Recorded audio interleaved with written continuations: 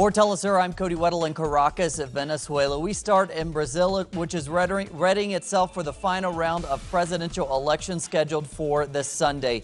Incumbent President Dilma Rousseff will take on neoliberal candidate Aécio Neves.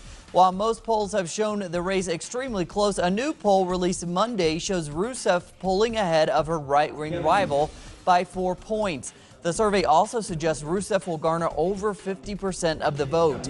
In recent days, Rousseff has been joined on the campaign trail by the popular former president Ignacio Lula da Silva. The two have campaigned in the city of Sao Paulo, and both Workers' Party leaders will travel to Pernambuco on Tuesday.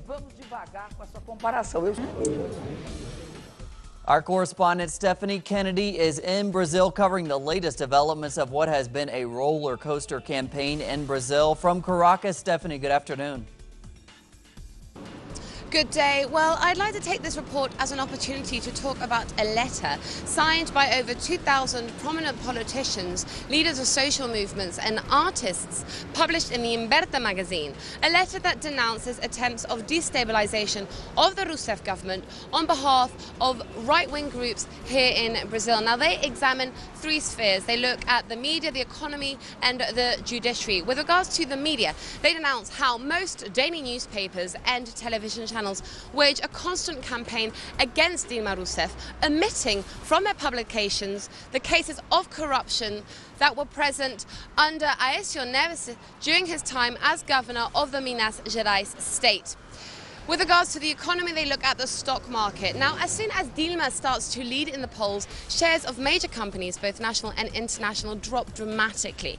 As soon as Aécio Neves starts to lead, these shares rise. So they are giving off this image of a volatile economy when, in fact, Brazil has never been more stable economically. They also hark back to earlier on in this year when it was revealed that the NSA spying agency of the United States was spying Petrobras, Brazil's state-owned oil company. They denounce how this espionage now has infiltrated into other sectors of society. With regards to the judiciary, they examine the particular case of the Supreme Electoral Court. Now, this court has censored a lot of Dilma Rousseff's campaign, especially the segments that look at the corruption of the PSDP, Aécio Neves' party. However, Aécio Neves' campaign is not censored at all. Later on today, we'll be talking to some experts who will explain to us a bit this situation, especially with regards to the economy, trying to bust this myth of an economy on the brink of collapse. That's all for now. I'm Stephanie Kennedy, back to the studio. Informative report. Thank you, Stephanie. Uruguayans are also gearing up for presidential and parliamentary elections this Sunday. Leaders of the leftist Broad Front Party, including candidate Tabaré Vázquez, have urged Uruguayans to continue on the path of current President José Mujica. They emphasize the gains made in infrastructure and education under the party's rule. More than 2 million voters are registered to cast a vote. Many supporters of the Broad Front stress the importance of the parliamentary elections to continue implementing progressive policies in the country.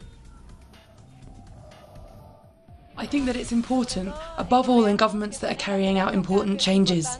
Under this government, abortion has been legalised, as has equal marriage rights for all, and regulated marijuana. This wouldn't have been possible without a parliamentary majority for the Broad Front. During the times when there was no parliamentary majority, I remember complaining that the country was being blocked. We didn't go anywhere. The left blocked the right, and the right blocked the left. It was terrible. It was a country paralyzed for years. Mexico's government received condemnation from the United Nations Tuesday over the case of the 43 students who remain missing from a teacher training college. A representative for the High Commissioner for Human Rights of the United Nations, Jesus Peña Palacios, says that the Mexican state did not follow protocols quickly enough. He says that that's despite having enough evidence within 3 days that it was a forced disappearance. Other students were killed during the attack, which was allegedly carried out by local police.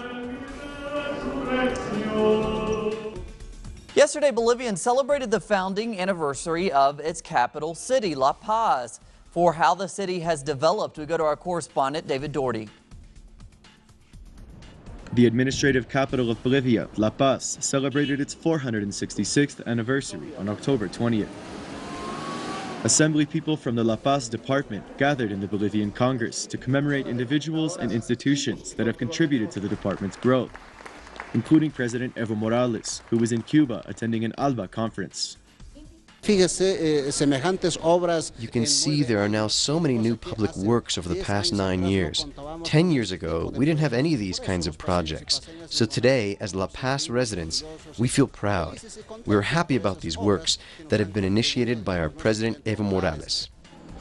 Some of the variety of works introduced in the La Paz department include the Mi Teleférico urban cable car system, the expansion of double-lane highways and rural infrastructure, the construction of new schools and hospitals, and the opening of a new laptop manufacturing plant, the first of its kind in Bolivia.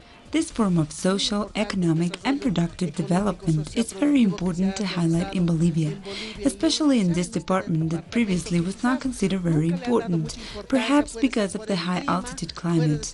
They used to say that you can't do anything in western Bolivia, but we have now seen the results. In addition to the president and vice president, a number of ministers, state enterprises, social movement leaders, local artists, and journalists were also rewarded for their contributions to La Paz on its founding day ceremony.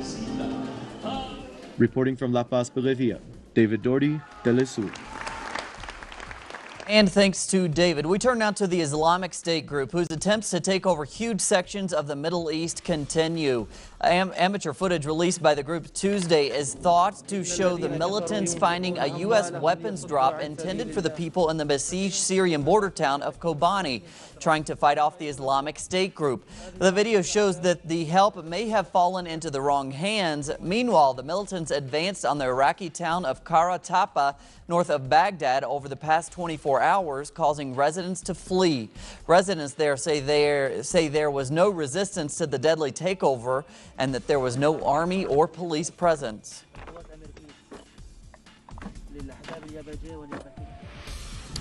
In Ukraine, elections are looming despite continued unrest. Ukrainians will head to the polls Sunday. 6 months into a civil war, government forces continue to fight separatist rebels in the east of the country. That's despite an internationally backed ceasefire reached in September. President Petro Poroshenko's bloc is expected to gain some 30% of the votes. Far-right candidate Oleg Lashenko may garner up to 15%.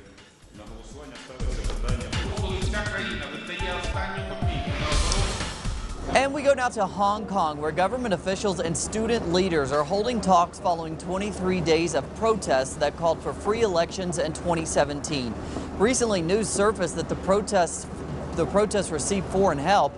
China has denounced the outside interference in its politics. Government delegates will sit down with the students for 2 hours to discuss how the elections in the country could be made more democratic.